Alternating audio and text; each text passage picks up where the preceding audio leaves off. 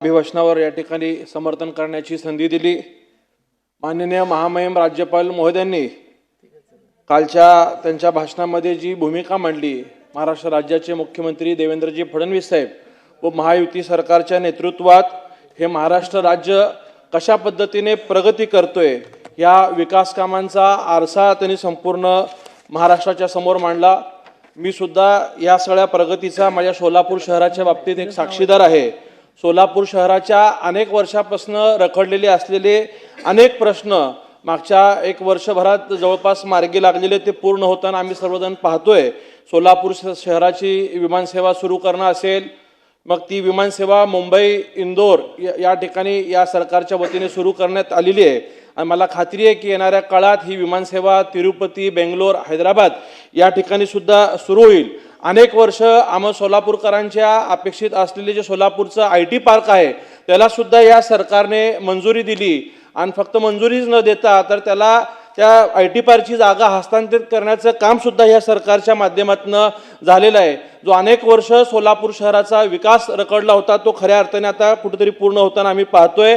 सोलापूर शहराला रोज पाणी पुरवठा होण्यासाठी मुख्यमंत्री महोदयांनी समांतर जलवाहिनी मंजूर केली होती, त्याचंही काम सुद्धा या सरकारच्या माध्यमातून पूर्ण झालेलं आहे आणि सोलापूर शहराला रोज पाणी 365 दिवस 24 तास समतोल पाणी पुरवठा होण्यासाठी जी 892 कोटी रुपयाची योजना त्यांनी नव्याने मंजूर करून दिली, यासाठी मी या सरकारचं आभार मानतो। वास्तविकता या पाणी पुरवठ्याच्या योजनेला वर्ल्ड बँककडनं अर्थसहाय्य मिळणार आहे आणि त्यांनी 2047ची धोरण डोळ्यासमोर ठेवून काही सुधारणा सुचवल्या होत्या, त्याही सुधारणा या सरकारने स्वीकारलेल्या आहेत आणि मला खात्री आहे की येणाऱ्या काळात लवकरच लवकर सोलापूर शहराचं पाणी पुरवठ्याचं काम या ठिकाणी पूर्ण होईल।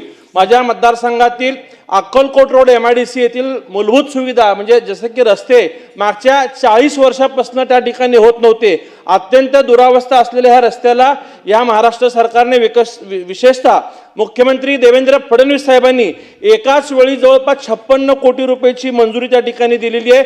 लवकरच हे महाराष्ट्र सरकार त्या योजनेला अंतिम मंजुरी या ठिकाणी देईल, हाही मला विश्वास त्या ठिकाणी वाढतोय।